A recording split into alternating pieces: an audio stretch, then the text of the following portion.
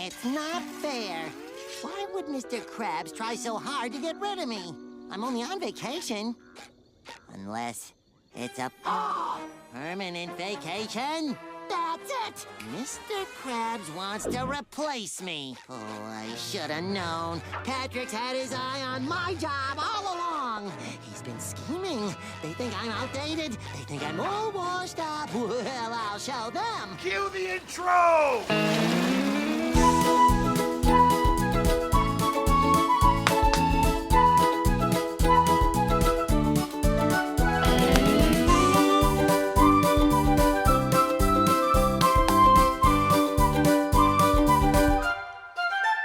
Ahoy, mateys, and welcome aboard to the only podcast that has its own official playset.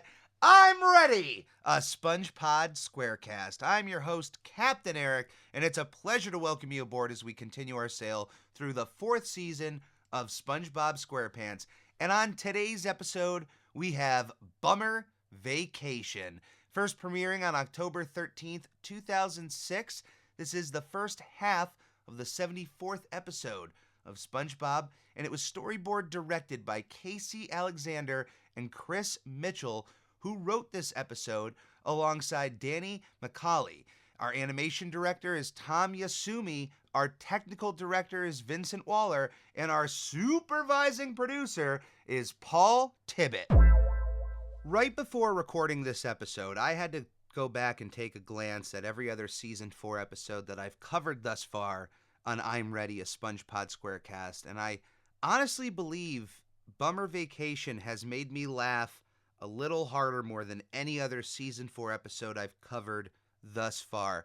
I don't want to say right now it's the funniest episode of Season 4, but very specifically for this run of episodes that I've watched for this show, I think this one thus far is the funniest episode. I don't know what it has to do with, but possibly, and this is just a theory on my end for the captain here, but I feel like once you are acclimated into the workforce and you start occurring vacation hours and then you have the ability to go on vacation, I think there, regardless on your opinion of the vacation itself, I think once you are at that moment in your life, you can appreciate this episode in an entirely new way, regardless on where you feel of where SpongeBob is and yourself, because certainly there are people who are not like SpongeBob. The second they get on vacation, their head is turned as far away back from that place that they're working at as far as possible, and they are gone. They are not looking anywhere in the direction. Even if they go on vacation to another part of the world, they're not even looking of the direction of where they work. If you work on the East Coast and you take a vacation over to the West Coast, your head isn't even looking over east at all. You're only looking north, south, or west. So your head isn't even looking that way. And there are some people out there like that, and they're completely justified for it. There's a time and a place. You clock in, you do your business, you clock out, you go home, and when you're on vacation, you don't have to worry about that place. Good for you. There's nothing wrong with that. But then there's others out there who are genuinely like SpongeBob in this episode, where being stuck at home for vacation or going away on vacation, being away from work, is just as much of a nightmare as for some of us going into work, going into a place of business that we don't necessarily love.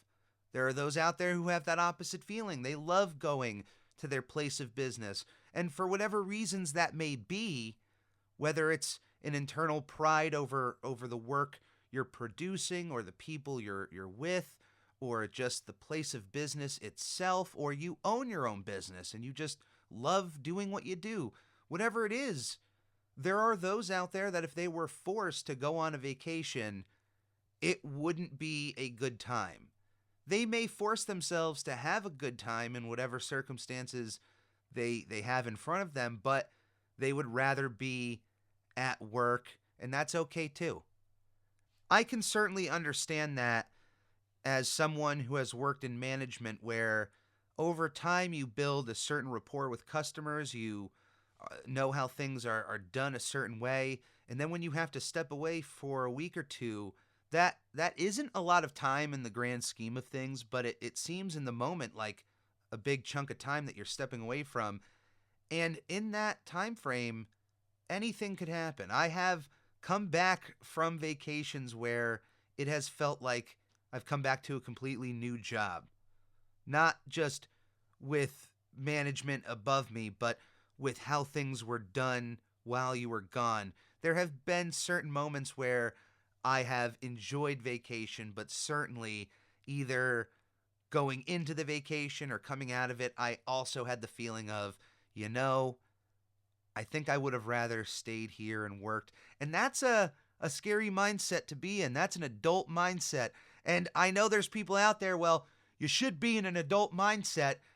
To be in a mindset where you have a feeling that you're going to avoid enjoying life to just work, especially if it's not for your own business. At least there I would understand, hey, that's your life you're working on, but especially if you're working for someone else, if you're granted a vacation, just go. Go and enjoy it. Take that out of the idea of being in an adult mindset. It's just a scary part to be in that rock and hard place of wanting to take time away, wanting to enjoy aspects of life, be able to do more of the things that you avoid because of work. And then on the other hand, but, there's all this stuff to do at work. Here's all the things that are on my plate, and if I avoid a week or two on vacation, here's what's going to happen. But you know what? There's always going to be work. There's always going to be something to do out there. So you should enjoy life when you can.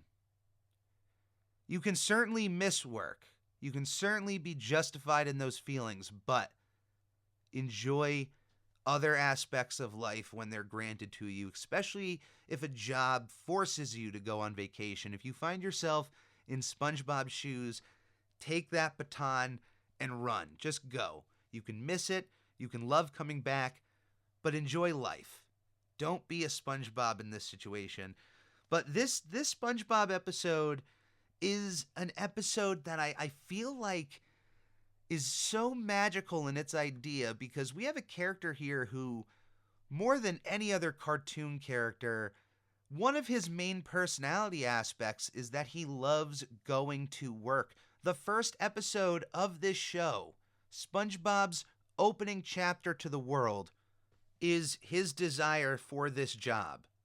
So what happens when a fry cook's union sends Mr. Krabs a letter letting him know that because of the amount of vacation time that SpongeBob has occurred over his tenure at the Krusty Krab, he either has to go on vacation or face a fine. A fine that Mr. Krabs is not going to want to pay, which is completely shocking to me, but we'll get into that right away of this episode, right as it starts. Bummer vacation. We get a postcard-looking title card here that I absolutely love. What a great way to start this episode. It sets the mood right out of the gate that we're having a vacation episode, but of course, instead of a summer vacation, it's going to be a bummer one. Bummer. The word fine is not going to be one to use around Mr. Krabs in the Krusty Krab today, as he received that aforementioned letter from the Fry Cooks Union.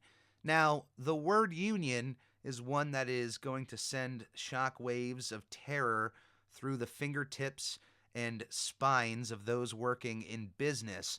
But for those that don't know, unions are there for the employees working in a field or at a specific business.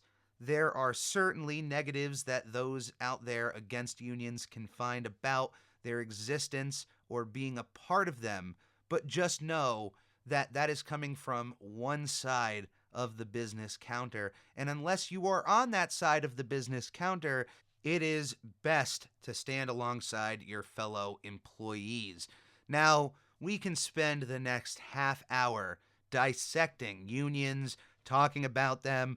I've even thought about it here. Do I want to even go into the details and the intricacies of unions and that is not going to be on this episode of I'm Ready. But just know, I can certainly understand those who dislike him, but I also understand where they're standing. So, completely pro-union over here, and that's not something that you'll hear from most captains. So, certainly a rarity over here. Now, the letter stated to Mr. Krabs says that if SpongeBob does not use his vacation time that he has acquired up to this point, that he will have to pay a fine. We have no idea on how much this fine would be, but Mr. Krabs is no ordinary businessman. Let me tell you, most businesses out there would rather eat some of these minuscule fines for some of the crimes that they're committing over changing their way of business or the way they're doing things. It's a real shame where the fines that are set for, and I know I'm speaking in broad strokes, but there are just too many instances of big businesses being slapped with as big of a fine as you can get hit as a company, and it ends up that they saved money in the long run by just doing the illegal stuff they're doing. It happens in every industry where it just seems like the fines are nowhere near outweighing the amount you're earning from the crimes. Didn't mean for that to rhyme, but it did. It's a shock that when we end up finding out how much it ended up accruing for Mr. Krabs, why he didn't just pay the fine and let SpongeBob continue to work. But you know what? I have to applaud Mr. Krabs for sticking to the guns of what the union wanted here. He could have just said, hey, here's the fine, forget you. This guy is going to continue to work, no vacation for him. If only they knew the circumstances, maybe they would let SpongeBob just continue to work. But Mr. Krabs doesn't want to be fined by the Fry Cooks Union and decides to put his clamshell down, and that SpongeBob has to go on vacation. SpongeBob at first is completely okay with vacation. He leaves the Krusty Krab without a fight, goes right home chanting, I'm ready, vacation, goes home to Gary, who is shocked to see him home early, but SpongeBob lets him know, hey, don't worry, I'm on vacation. Goes right to bed, and then wakes up only mere minutes later thinking that it's morning, going through his entire morning routine, which is a workout, eating breakfast, flossing in the most adorable way possible, taking a shower. Who would have thought that SpongeBob was a fan of Axe body spray and just coating himself in it before leaving the pineapple and heading back to work within, I have to imagine, a half hour or so since he left. And it's during this return of the Krusty Krab that this episode turns it into hyper overdrive. This is where we go from an 8 or 9 to an 11, where the psyche of SpongeBob starts to break little by little, and we haven't had many episodes of that happening in a while. Usually it's other characters like Squidward, like Mr. Krabs, but for SpongeBob, for him to delve into madness, I've mentioned it before, when that happens for certain characters, it's some of my favorites of theirs, and for this, it's no different. For SpongeBob, it is crazy for him to not work at the Krusty Krab, and to add salt to the wound, it seems like Mr. Krabs has gotten himself an unpaid intern in Patrick Star to fill in the void of SpongeBob not being there. Now, I always assumed that the Krusty Krab could work without SpongeBob, given the fact that when he shows up at Help Wanted, Mr. Krabs and Squidward have the restaurant under control. And it seems to be that things are working well. Now, of course, when the anchovies show up, that's a different story, but it doesn't seem like, other than the sign out front, they are not in that much of an emergency of a fry cook. Mr. Krabs is possibly cooking those Krabby Patties while they don't have a fry cook. So for SpongeBob being on vacation, no big deal. But to add an extra bit of anxiety on top of just not being at work, he now has an unpaid intern coming in the name of Patrick Star. 'Cause you're an intern. Unpaid. Which is a massive blow to SpongeBob, Not only in the fact that this guy is going to be working at the Krusty Krab while you're gone, this is the person who's going to be making the Krabby Patties in your absence. This is the guy who scratches his back with a spatula, thinking it's a back scratcher, but then is amazed that it also scratches backs.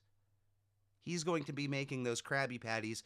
Beyond that, Patrick is the one person that SpongeBob would probably go to for distractions of, hey, I'm not at work right now, let's do something. Now that possibility is completely taken away. Any of the free time that SpongeBob has on vacation and he wants to spend with Patrick, Patrick's going to be working at the Krusty Krab. Thanks, Mr. Krabs. It's a real cool thing you did here. Also getting in an unpaid intern. Cheap labor. Oh, good for you! There's certainly a running theme and gag of this episode where SpongeBob ends up at home, but he's figuring out new ways to get back into the Krusty Krab. And this genuinely feels like a very classic feeling cartoon scenario of being kept out of something but trying multiple ways to get in. I mean, even now I'm thinking about one of the first episodes of Cat Dog trying to get into the taco spot. But SpongeBob, his immediate first thought is a genius one. Wait a minute. I am hungry and it is lunchtime. Mr. Krabs says I couldn't work at the Krusty Krab, but he didn't say anything about me eating at the Krusty Krab, and there's nothing wrong with SpongeBob being a customer. That's all fine if he would have just stayed at Squidward's stand there, taken his order, paid for it, waited for his food, and ate it in the restaurant like with the other customers. But for some reason, Mr. Krabs allows this customer to go into the kitchen to fraternize with the fry cook, which he shouldn't allow. Now, I know that SpongeBob is an employee, but there's already a line in the sand that he's been crossing, and he's coming in with a valid reason to be there. Hey, I'm a customer. I just want to buy food. All right. Well, then keep him with the rest of the customers. I think it was a mistake to allow him in the kitchen in the first place. But of course, while he's back there, he can't help himself in trying to help Patrick with making Krabby Patties and working the grill. I have no idea why they have the grill on the other side of the kitchen for this episode. There are rare circumstances where the kitchen is rearranged and the grill is on the opposite wall of the order window. And for anybody to be back in that kitchen, Patrick Star is the last person where you have the kitchen oriented in that way. At least in the other way. Maybe it's the fact that Squidward is like, nope, keep that guy as far away from the window as possible. I would understand that, but also, you know, Squidward, you need to be right there so you can help him in situations. That would be my call. But I can also understand why Squidward would not want Patrick anywhere near that order window for an entire 8 hours. Could you imagine? But SpongeBob, of course, within a few seconds of being back in that kitchen, has a spatula in his hand. Mr. Krabs boots him right out. And it's in this instance where one of my favorite SpongeBob jokes in the show's entirety comes into play. Literally, as SpongeBob is stuck at home and he decides, what am I going to do with my time? Oh wait, I have an idea.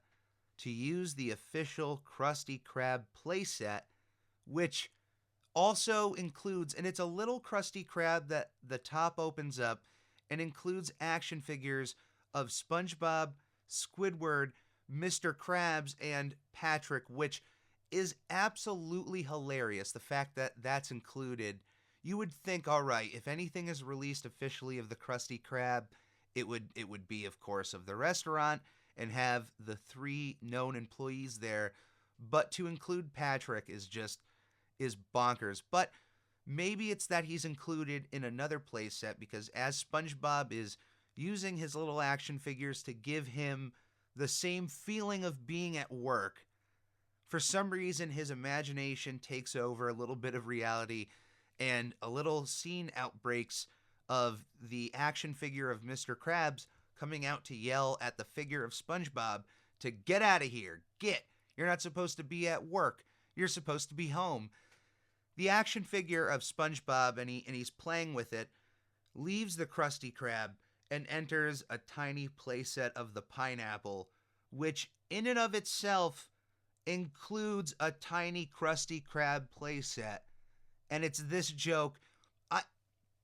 When it was popping up, I knew it was going to happen.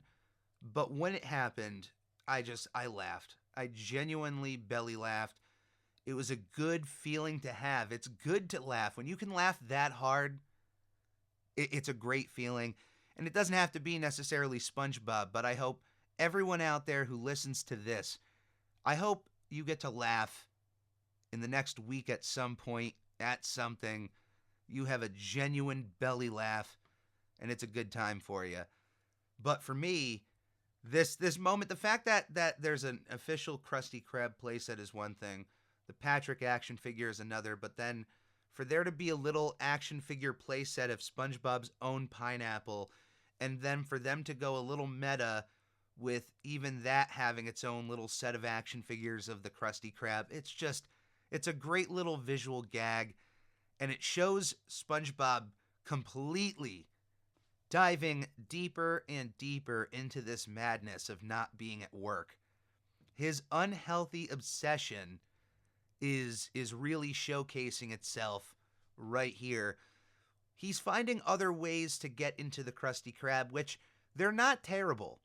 His first of which is being a hot steaming bun delivery driver, which would work if it wasn't for the fact that he tried delivering hot steaming buns at the same time that the actual hot steaming bun delivery driver showed up. Which was hilarious, but for a second I honestly thought that SpongeBob just got another job at a company that would give him a reason to be in the Krusty Krab. Now, it's hilarious that he would go through the entire facade of faking a bun delivery, but it isn't that bad of an idea for SpongeBob to get another job in the interim of his time away from the Krusty Krab. And if it's a job that can get him within the Krusty Krab, that would be pretty hilarious. Although this is a fake job, a fake reason for him to go inside of the Krusty Krab. Now, imagine if during the time of his vacation, being kicked out of the Krusty Krab, if he decided to cook up something different over at the Chum Bucket. Of course, Plankton would love for SpongeBob to make some Krabby Patties, but what if SpongeBob just wanted to be a really good cook with Chum for a few days? How would that episode happen? What happens there where he's forced out of the Krusty Krab for whatever reason, and for that, he's forced to then work with a different kind of food? I don't know. But Mr. Krabs has had enough of this situation, and it keeps getting worse. SpongeBob's methods in trying to sneak into the Krusty Krab keep getting weirder and more desperate. He's legitimately physically trying to crawl through the phone, right through Patrick's apparent ears. He's trying to crawl through the piping of the Krusty Krab up into the toilet, spooking Patrick right out of the bathroom in another one of my favorite moments of this episode. And Mr. Krabs flushes him right down. SpongeBob then tries his way through the front again, but then ends up in the fryer. And at this point, Mr. Krabs is it. He's pulling the plug on this entire situation. And he's not about to just let him come back to work, but he's going to send him away from the Krusty Krab, guaranteed as far away as possible, so that he's not going to show up back at work, because Mr. Krabs cannot afford that fine. Mr. Krabs drives SpongeBob to what he thinks is going to be his home, but it ends up being a completely deep part of the woods in a wooded area that we haven't ever seen before. This isn't the deep kelp forest, but this is clearly right on the outskirts of the forested area, where Mr. Krabs just drives SpongeBob out and stops the boat, and dangles his spatula like a treat for a dog. Like if you had a bone in your hand and you were trying to get a dog out of a vehicle, and SpongeBob falls for it. He is that obsessed with work that even the sight of his spatula can send him into this canine-esque mode.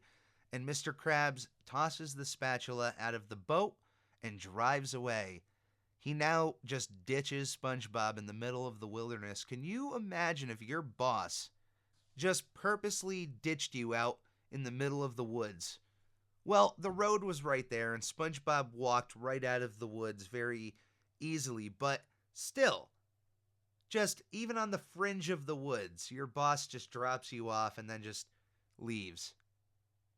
Even in the circumstances that we have here, I don't know if I would want to work with somebody like that, but SpongeBob is a completely different sponge than I. I certainly would not want to deal with that. Far out, little man is my favorite Mr. Krabs line of this episode, though. I will give him that. He was a pretty cool guy driving that boat all the way out to the woods. What an ingenious way to get rid of SpongeBob. I don't know if he figured that was far enough on the road, because it seems like it's just a straight walk on that road right back to Con Street, right back to the Krusty Krab. It's not at least the worst thing that Mr. Krabs could have done. He could have really left him in a terrible situation farther and in a remote location, but either way, just terrible. SpongeBob, now going through this traumatic experience, is now fully in conspiracy mode of feeling like his job is truly in jeopardy. Why would Mr. Krabs go through this level of effort to get rid of me unless he truly wants me gone and Patrick is my replacement? Being in a mindset where every single thing is a conspiracy and everybody has a knife at your back is not funny, and it's way too common to find someone feeling like that in today's day and age. But to see SpongeBob delve into a bit of that madness a little bit is genuinely funny. For him to just not accept the vacation time, then to go back to work, but to get into this whole conspiracy of, they're really trying to get rid of me, huh? This is really happening.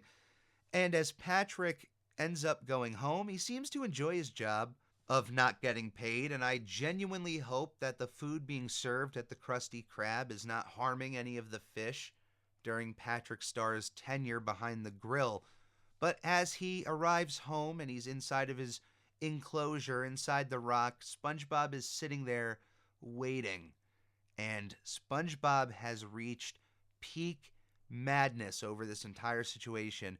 Who knows how long he had to walk from the forest with that mindset until he got back to Con Street, but it clearly has messed up his mind beyond belief, and we get one of these just insane moments of SpongeBob that is unforgettable. When you see it once, you never really forget it. And I think even a few moments of SpongeBob's madness here have been used in meme templates across the world, so even this one moment is so iconic in SpongeBob SquarePants, of SpongeBob just hitting this rock bottom level of emotion towards Patrick. The next day, as somebody orders what is apparently known as shell on a shingle, which is it's one of my least favorite things. There is a food out there that has a name known as on a shingle, and it is cream chipped beef on toast, which is a delicious, easy to make treat, but I absolutely hate that word. So shell on a shingle is a nice little nod to that. And right after this order, there is noticeably a food output that has not been seen since SpongeBob SquarePants happening at the kitchen of the Krusty Krab. Mr. Krab starts to notice, wait a minute, it seems like Mr. Patrick Star has gotten his handle on things here at the Krusty Krab. Things are looking good. Mr. Krabs goes in to compliment Patrick, which I have to say, for as much of the knocks that we can make against Mr. Krabs and his running of business, his running of his employees, how he conducts things, there are moments where he is genuinely a good boss. Hey, he sees a good output, he wants to come compliment the good work of Patrick. But as he discovers, it is not Patrick Star, it is SpongeBob SquarePants in a Patrick suit. What is assumed at first with the scene that we left SpongeBob and Patrick in, one would think that SpongeBob is somehow using Patrick as some sort of spring lock suit, wink, and getting inside of it and wearing Patrick as some sort of Buffalo Bill style suit, and that is not the case actually, because once Mr. Krabs asks where Patrick is, SpongeBob just told Patrick to stay at home and watch television, which Patrick much obliged to that. Oh. That guy got hit in the head with a coconut! I love that even static on a screen would be enough for Patrick to get him to be amused. Back at the Krusty Krab, though, Mr. Krabs reveals to SpongeBob that, hey, it's at this time, though, that you have actually used up all of your vacation time and you can come back to work, so there's no need for any of this charade anymore. And in fact, Mr. Krabs saved an entire nickel by not having SpongeBob work for the last few days or so, or for whatever the time it was.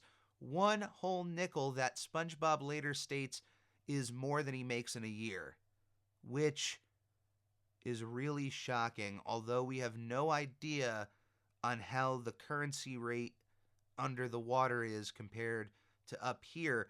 We may see a nickel and know, wait, that's 5 cents, and have an entire idea on where that piece of currency lands you in a world of money, but underwater, that 5 cents could be something completely different. It could be worth a lot more underwater and stretched out more than it could up here. So from the sounds of it, Mr. Krabs saved an entire year's salary, or more of that, of whatever he pays SpongeBob by keeping him away for a few days. So in the long run, maybe instead of paying that fine, keeping him away was the better business move. At least from SpongeBob's point of view at the end, his wow at that nickel, at seeing that, it impresses him. And if he can live his life and be as happy as he is on whatever he's making, then that's SpongeBob's prerogative.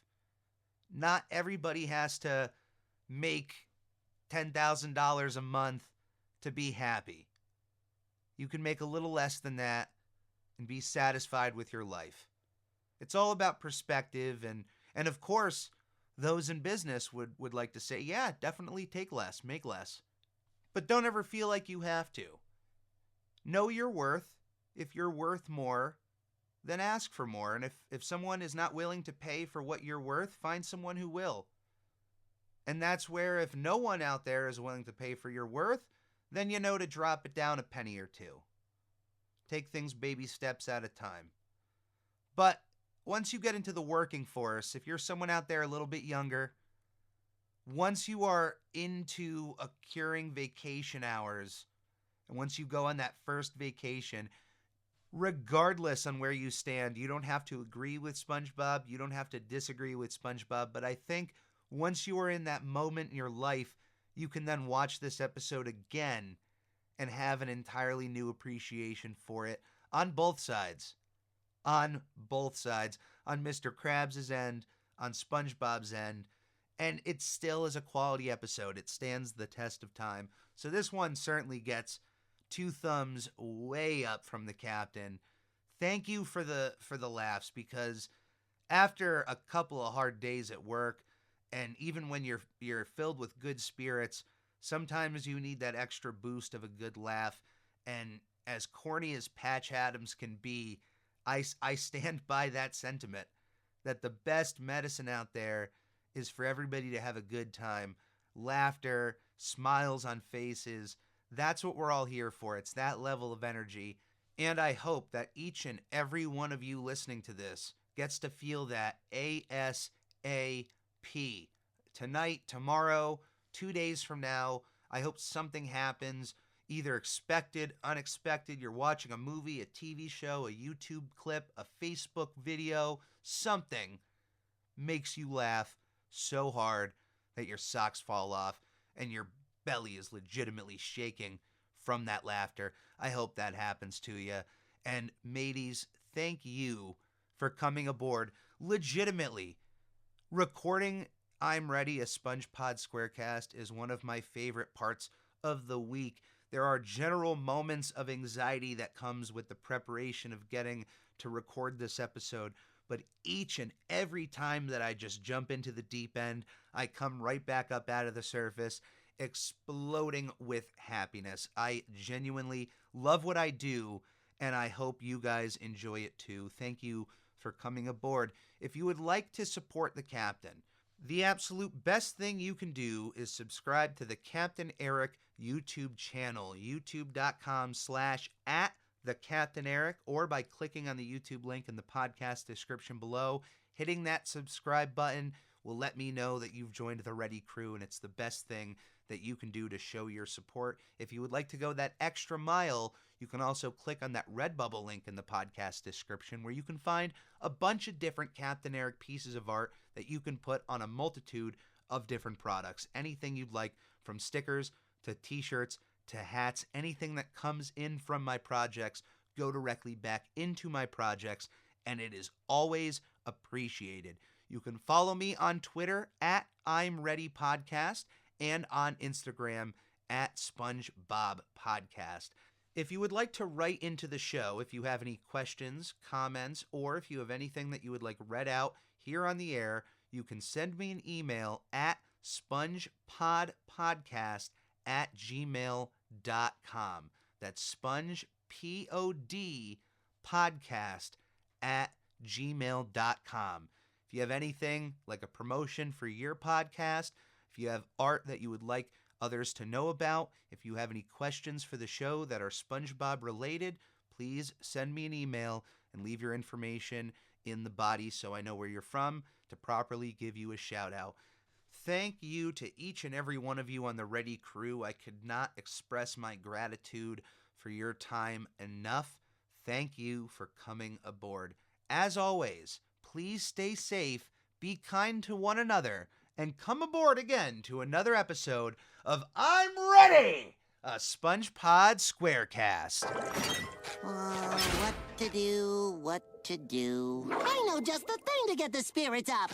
The official Krusty Krab playset. SpongeBob, I need 20 Krabby Patties on the double, please. Sure thing, Mr. Squidward, sir. 20 Krabby Patties coming up. SpongeBob, what are you doing here? You're gonna cost me some loot if you don't get your square keister home. Out, out, out, until your vacation is over.